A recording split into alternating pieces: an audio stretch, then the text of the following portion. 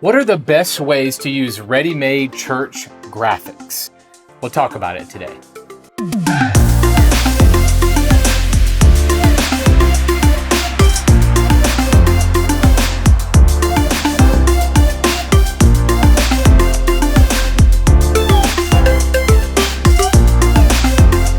Hey, ministry leader. In this podcast, we're talking directly to those who are looking for creative ways to visually communicate the gospel through graphics and video.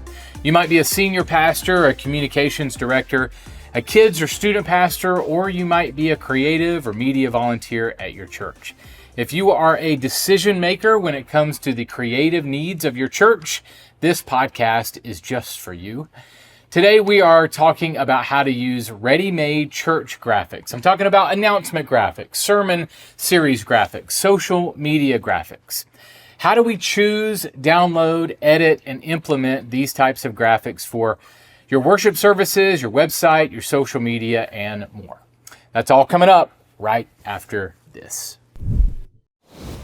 Hey, pastors, I know that budgets are tight right now, which is why the Easter early order sale at outreach.com can really help. Right now, you can get the lowest prices ever on new Easter banners for your church.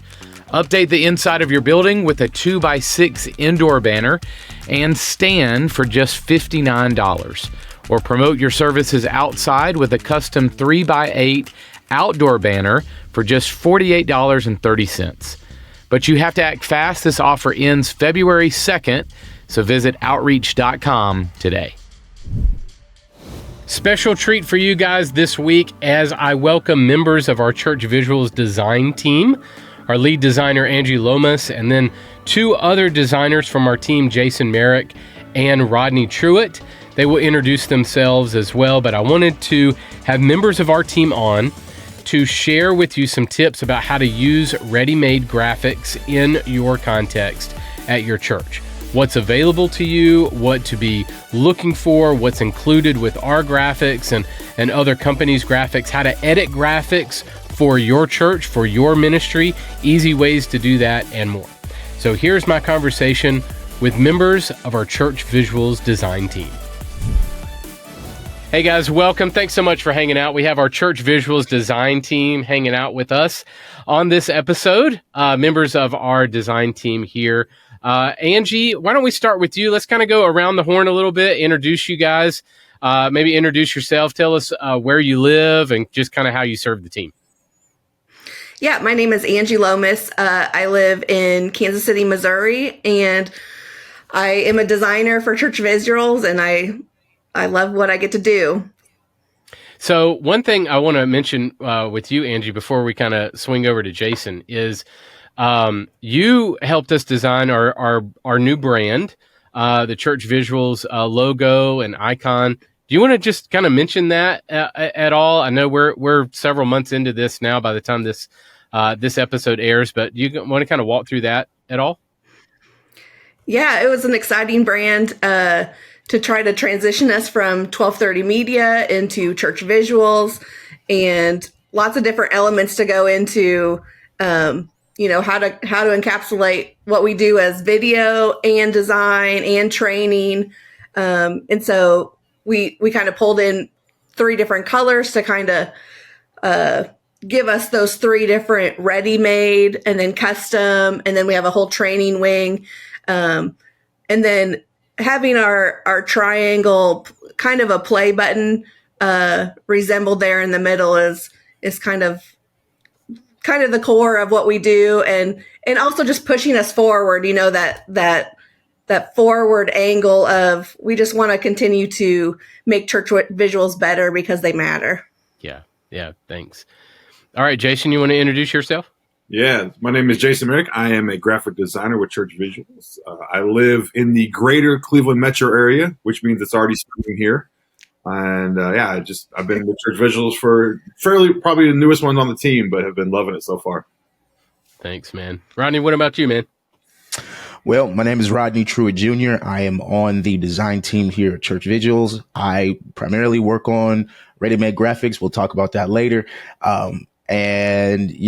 I currently live in Tennessee. Yeah, Tennessee, baby. That's right. So Rodney, you go back and forth. So Rodney is what we refer to you as. You do have the junior in your name. That, you know, if you're close enough to you, you get to call you Junior. I don't know if we're in the inner circle yet, but I would say that if you called me that, I wouldn't have any problems with it. awesome, man. Well, all three of you guys are amazing. You do great work for our team and just helping ministry leaders move forward. Obviously, we're going to talk about how your visuals matter when it comes to ministry design and video.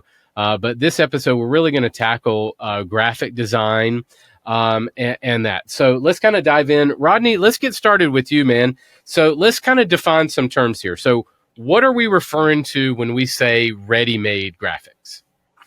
When we're talking about ready-made, we're talking about graphics that are quite literally that ready for you to use at any point. So as soon as you buy the graphics, download them, they are ready for you to use them how you'd like. Yeah. So pre-done, we include some blank stuff and some pre-done text. Angie, you want to kind of get into that? So let's talk about maybe some different types of ready-made graphics on our Church Visual site that folks can download and use. Primarily, we kind of have two main product types that really focus on graphics. And the other kind of lean more to video. You want to talk about those for a second? Yeah, sure.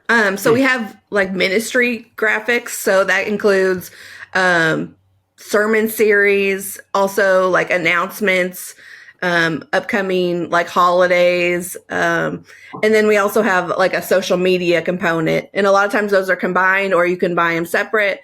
So we have a lot of different options for you to buy depending on what your needs are at your church. So dive into ministry graphics first for me. So these are more like sermon series templates. They're announcement and event graphics. Maybe give me some examples of those and maybe kind of walk through what comes in. If I were to purchase a title set or a ministry graphics set, what all comes in that package for a church? Sure. So one thing that's fresh on my mind is the holidays that we have coming up. So Christmas and Easter are obviously big components, but we also have, daylight savings and Thanksgiving banquet and Valentine's banquet. Really all of the things that you can think of, we at least have probably one or two of them on there. And some of them we have like dozens and dozens of them. Yeah. So what comes in that pack is, first off, you get the original Photoshop file, which that alone I feel like is worth the money because as someone who used to work in a church, like if I can get that native file, you might love the graphic and you might think, well, I don't want the title to be called that. I don't want my sermon series to be called something else. You can change it. And that alone is awesome. We also have some still graphics that have the pre-made title that we've come up with, and then some alternative titles. But then we have a blank that you can use for sermon notes. You can use for reminders, all that have that same theme. We also have lower thirds, so you can include that in your sermon, and so that the entire service has those series graphics, basically packaging your entire service. Yeah. Rodney, do you want to speak to that some, maybe some sermon series graphics that you've worked on or some of your favorite kind of ministry graphics projects? Yeah, so one of my favorites to date is In Christ. It was a very unique concept, kind of like a stucco type of texture that I used for that, and it really spoke to me, which is why I created it the way that I did. Another one that I really liked that I worked on was the Book of Acts, Church on Fire. That was one of my favorites. It used a lot of color, a lot of text, a lot of inverting of that color to make special color combinations and textures in that. So yeah, some of my favorites. So Rodney and Angie both, maybe walk through how you guys produce these in a way that ministry leaders can use them. Angie, you kind of hit on this somewhere. I can edit it for my context. But is there anything that you're thinking while you're designing, both of you, that I think a ministry leader can really use this, or maybe a biblical element that you're going to put in there? What's kind of going through your mind as it relates to ministry leaders using these? Angie, you want to go first? Yeah. So depending on the series or the graphic, I should say, I like to take a few different approaches. Sometimes I like to be more cutting edge, but there's also times that I feel like it lends itself to being a little bit more traditional of a style. And I think that's one of the things that I love about church visuals, is that you're not just pigeonholed into like the brand new fonts and the brand new grungy styles, which I love.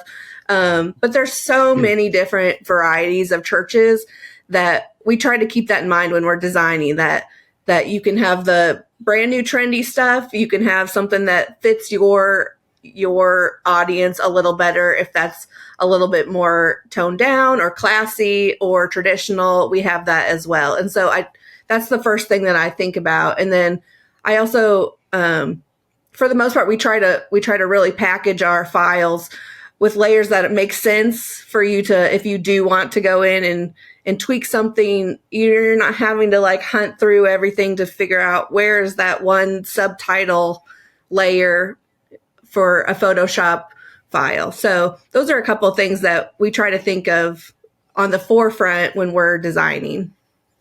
Yeah. So to piggyback off of Angie, our process is with every project is to create 2 comps, and those 2 comps could be along the lines of the same style or totally different styles. So we have everything in mind when it comes to the ministries of the church and how it should be designed for. So for me, I like to really get into the text. I'm a licensed minister myself, so I love the Word of God. So whenever I'm presented with a project that directly correlates with the Word of God, I'm thinking, okay, how is the original interpretation of this text, and how can I best set it forth in a creative standpoint? So that's how I think.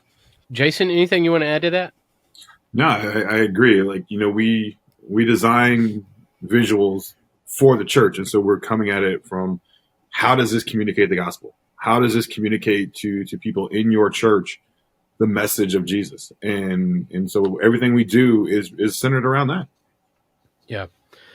All right, Angie, get us into, so we kind of talked about ministry graphics, kind of get us into social media graphics. So we have thousands and thousands. I think we just did an inventory, and there was something in the neighborhood of like 15 to 20,000 individual assets just in the social media product type category on the site.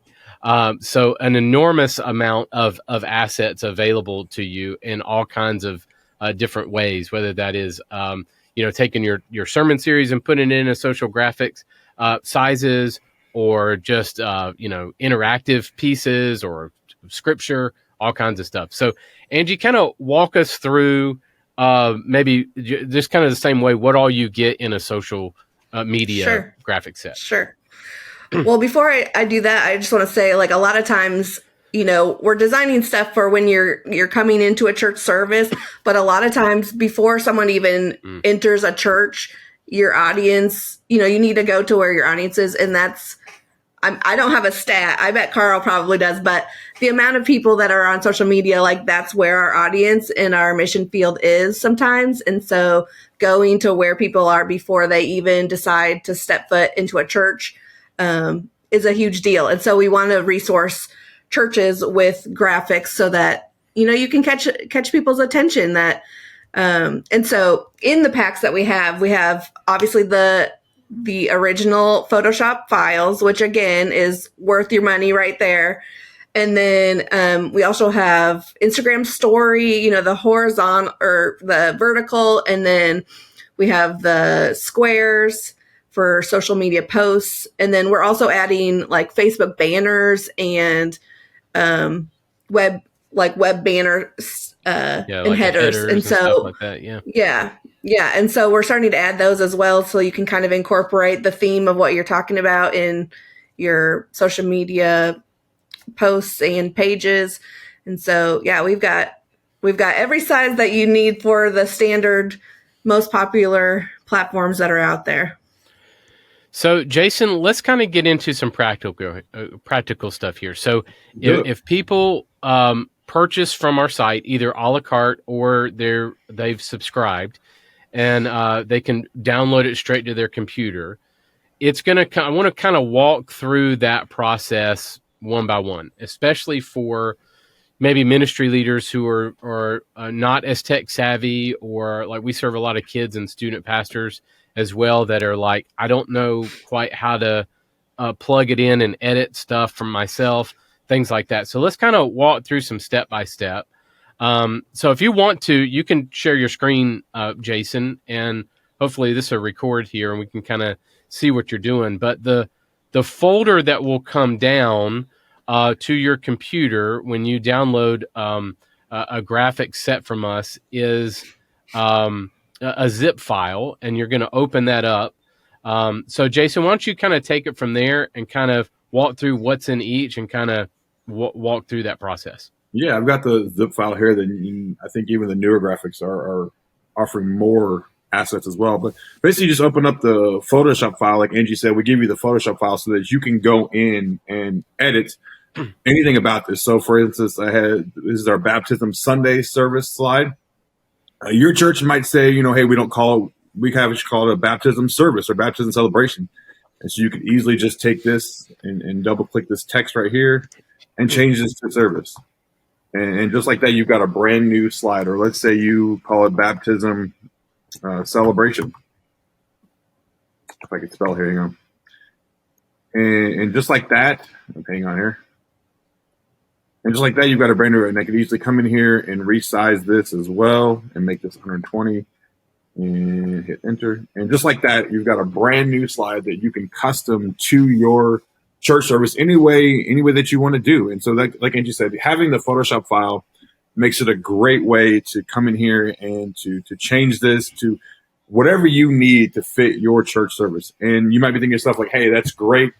I don't have a subscription to Photoshop. No problem there. Canva is a great tool for that as well. It's a free tool. You can get online with this, just signing up. And the great thing about Canva now is you can even take the graphics that you get from Church Visuals and edit the Photoshop file in that. And so what you would do is I'm logged in right now, and you just come here and click on a presentation slide, because 16 by 9 is what all the title graphics are. And what you would do is once you do that, give a second here, my computer's loading. You would just go to uploads, and I would take that Photoshop file that I have, this title slide right here, and I would just drag it into Canva, just like this. Now, I'm not going to do that right now because it does take a couple minutes once you drag it in there. But once you do, you can just go to projects, and you can see I've already got it loaded up right here. And you can easily come in here and do the same thing you would do with Photoshop and just change anything that you want to do. And so even without Photoshop, you're able to make changes to the graphics that we have, whether it be the Sunday morning slides, the social media slides, the web banners, anything. You get a Photoshop file for all those. And so even without Photoshop, you're able to make those changes any way that you see fit for your ministry. Yeah, and we're trying to, like you saw in the file folder, we're trying to give you as many options, both in the title graphics and the social set as possible. So blank slides, alternative, pre-done graphics. We're even including motion, video elements there on both of those, both the, with motion backgrounds or in the series media stuff or with the social media pack. So there's a lot of options here for you to take it and make it your own. Rodney, as it relates to Canva, what are some pros and cons of using Canva? Should I be using Canva for taking ready-made stuff in and edit it? What are some pros and cons of using Canva? So I really think that question is a yes and no. Yeah, definitely a yes and no. Yes, because it opens up the door for anybody to edit graphics, to be quote unquote a designer, but no, because if you start to edit it and customize it, you can kind of get away from the original intent of the graphic in the first place. So I really believe that it just depends on your need at the moment. But for the most part, for churches that don't have a marketing budget, they can't hire a designer. I think Canva is a great tool for them to get started. It's easy to learn. It has a bunch of different elements and fonts that kind of tailor themselves to what we do. So I think it's a great tool for those people. But for people who just need something really, really quick, they don't really have the time to edit it, I think just going with our pre-made template would be good. Already made graphics. I think you bring up a good point, and maybe Angie, you can speak to this. Would you suggest Canva as more of an editing tool and less of a designer tool, or how would you suggest me as a kids pastor become a designer using Canva, or what's kind of your stance on that?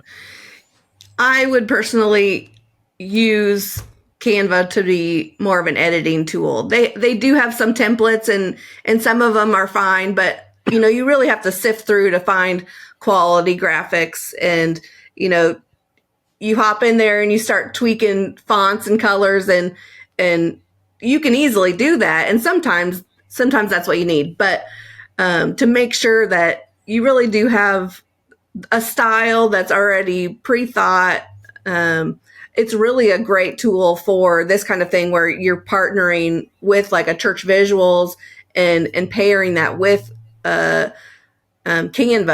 If you don't have Photoshop and you don't have the Photoshop, skill, and you don't have time to learn that, I think it's a perfect pairing in that kind of circumstance. Yeah. I know that this is, a little self-serving here, but I do think that and we can get into this a little more in a few minutes, but your visuals really do matter when it comes to communicating the gospel. So I'd love for you guys to maybe speak to this, in that a kids pastor, a student pastor, a ministry leader, I would, if they're not a graphic designer, I would encourage them to do what God's called them to do in pastoring their people, and either hire an in-house designer or use a company like us, either for ready-made or custom, to come in and help you supplement by using professional designers. All three of you guys are professional graphic designers and video. We have a team of video producers as well. So that's what I would encourage, is to be in a spot at your church where you're doing what you do well and spending time with your people. That's something that only you can do at your church. We can't be where your people are. So if you can spend your time pastoring your people and outsourcing, not spending your time learning how Photoshop works and all the ins and outs of Photoshop. Jason, you want to speak to that? Do you agree with that? Absolutely. We often say you shouldn't judge a book by its cover, but we do. We live in a visual world. I read the other day that impressions are made within 7 seconds, which means for pastors, people are making an impression of your church in 7 seconds, whether that's your social media feed, your website, entering your church doors. They're making an impression within 7 seconds. And that is why visuals matter. And that is why it's such an important role that, like you were saying, only pastors can pastor them. Whereas we can create the visuals for you so that you can focus on the things that only you can do. Well, and I'll also hop in here as someone who was kind of a one-man band at a church for 13 years as the only designer. I knew that design mattered, but there were so many requests that were coming my way that sometimes I really only did have 10 minutes to get an announcement slide that someone said on Thursday afternoon, hey, we're going to announce we're going to have this cookie social after church, and I'm like, you almost put your hands are like tied because you're like, I want to do a great job, have a great visual, but I have 10 minutes to crank this out before the end of the week or before I have to get to a bigger project. And so that's another way that Church Visuals is an awesome company to partner with, just because that visuals matter as a designer in a church, but sometimes you just don't have the time. And so to tap into the ability of other professional designers that get the heart of the church just like you do is a great way to just, purchase a quick cookie social, or it might say something different, but then you have the Photoshop file and then you can say cookie social or whatever your event is. I think is another great way. If you're not a pastor, but you are a one-man band or just a creative staff on a church, but you just don't have the time and the bandwidth. Yeah, I think you bring up a good point, Angie, and especially the fact that like we're all ministry people, and I hope that folks hear that. Like we are all about helping folks visually communicate the gospel. We've all been in the church setting where we're under the gun, or it's last minute, or even even if it's planned out, we still want it to be great because communicating the gospel matters, and we want to give our best to it, and we want to engage people well. So in this idea of your visuals matter, and this could get a little interesting, but I want to ask the question, if your visuals really do matter and high quality graphics and video really do matter, Angie, how do we measure that? Like, is there this is kind of subjective, is that graphic good or bad? I might like it, you might not. So it's kind of subjective, but are there any maybe standards or anything that we can kind of point to say, if you are increasing the quality of your visuals, here's some things that you probably need to be thinking about? Yeah, well, I'm going to relate it to cooking. So I'm not the best cook. I can make meal for my family. It's fine. But if I were to go to a restaurant where it's an incredible chef, you can tell a difference. And so I would say tapping into a team that has the training, the skill set, the eye. Yes, those are all subjective, but when you compare them, you can tell. I mean, it's just like cooking. Like, okay, yeah, this whatever it is, this lasagna is fine. It's edible, it's good. But then I go to an Italian restaurant, it's incredible. They know how to pair the spices, they know how to pair, the cheese with the sauce. It's the same thing. Like, our team knows color palettes, that it's not just the primary colors. Like, we just have the eye and the training and the skill set to do that. And we are gifted, and we want to share our gifting with, churches. It's not that we're better than anybody else or that our company's better than anybody else, but that we have the skill set that we want to be able to move God's kingdom forward with that. And so I'd say we also try to keep our eye on what are the latest trends, but we also are aware of what are the traditional classy ways to present something, because trends change. We know things that are like, these are timeless pieces. These are classics that won't change. And then we also know how to push the envelope. So I don't know if that's getting to what you're looking for, but you can tell, just like food, you can tell this is fine, this is outstanding. Sometimes fine is okay, but if you can have outstanding, that's what you'd prefer, probably. Well put. Rodney, you want to chime in? Yeah, so I want to say tap into your people at your church. They have more of an eye than you think they do. I can't tell you how many times that I've designed a sermon graphic for my church, and then my pastor's wife tells me, hey, I like this or I don't like this, and I take a look back at it and I'm thinking, okay, I really like this at one point. And then I'm looking again and I'm like, okay, here's what I could have changed to make it better. Maybe the font was too small, maybe whatever. It depends, but tap into your people. They know more than what you give them credit for. Yeah, good. Jason, you want to speak to that at all? No, I would agree. I think one of the first places if you're saying, hey, how would we test drive our visuals matter, I think it's social media, and looking at the engagement that those graphics have. is a great litmus test to see, like, hey, are we making an impact? Are we reaching people? And so social media is a great way just to kind of dip your toe into that. Yeah, I agree.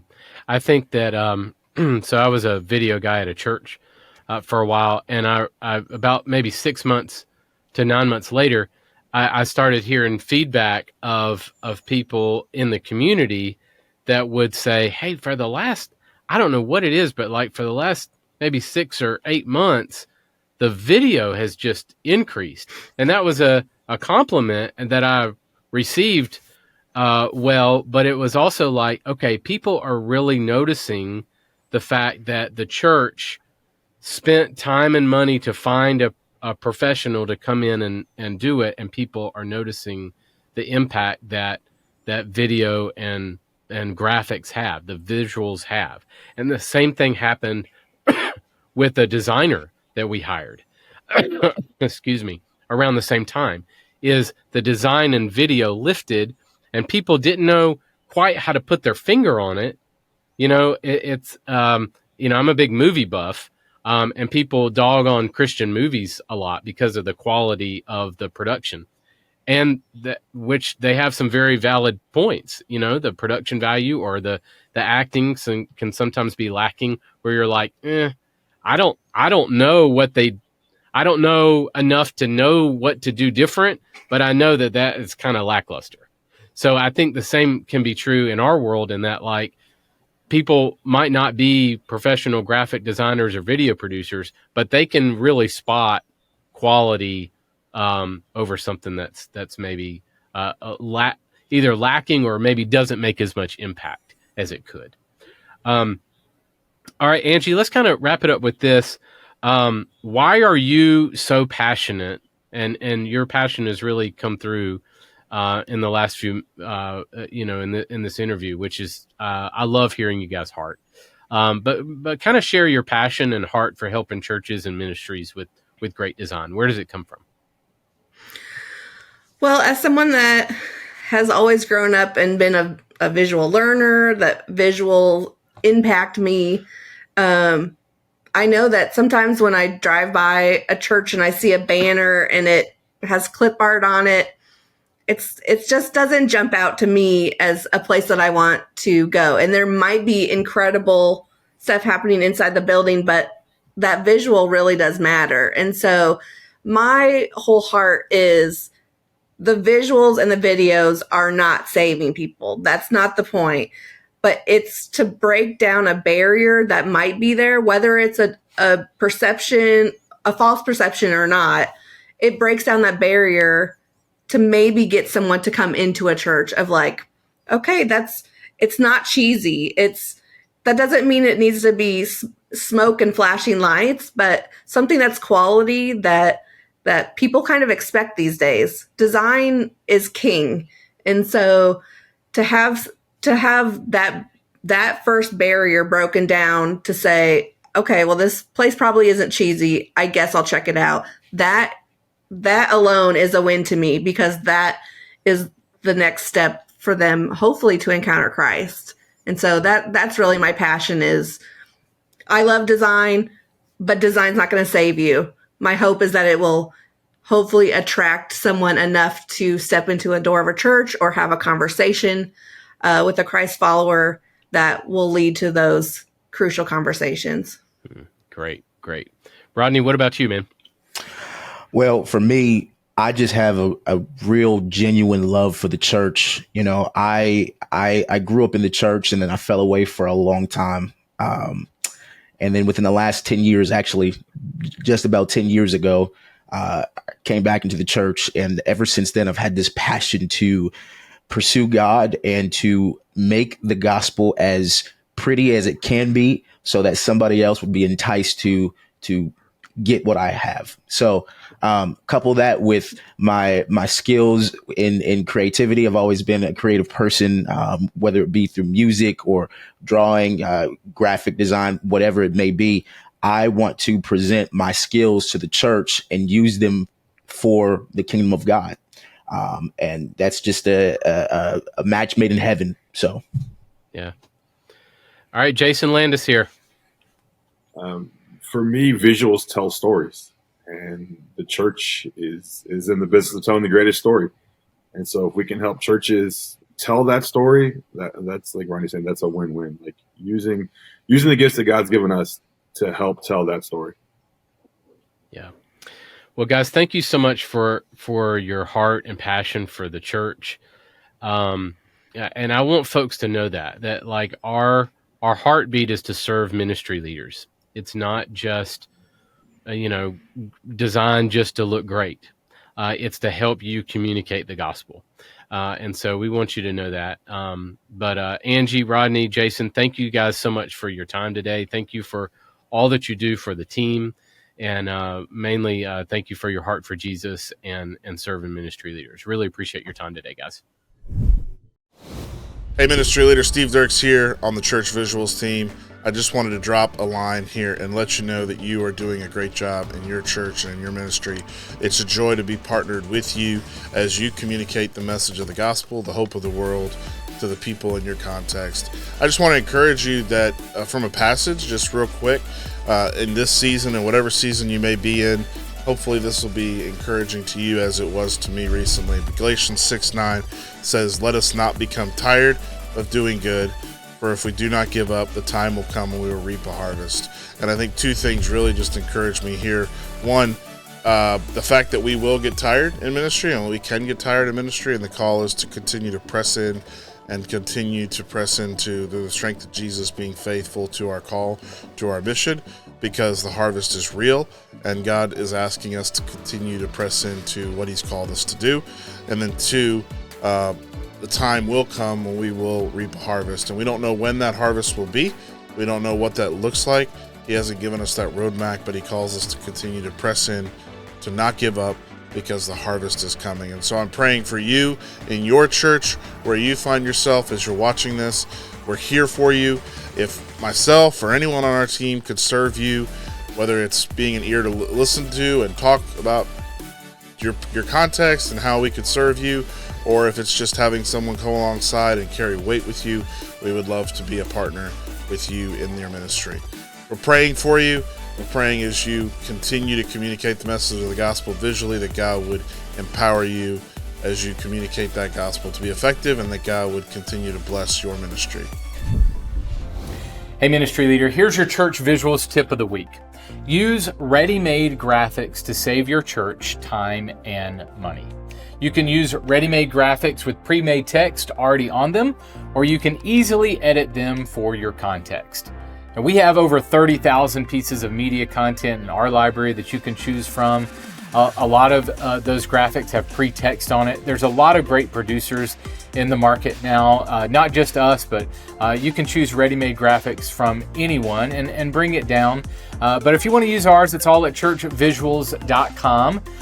If you want to purchase some of our ready-made library, both a la carte or by subscription, if that can be a solution for your church.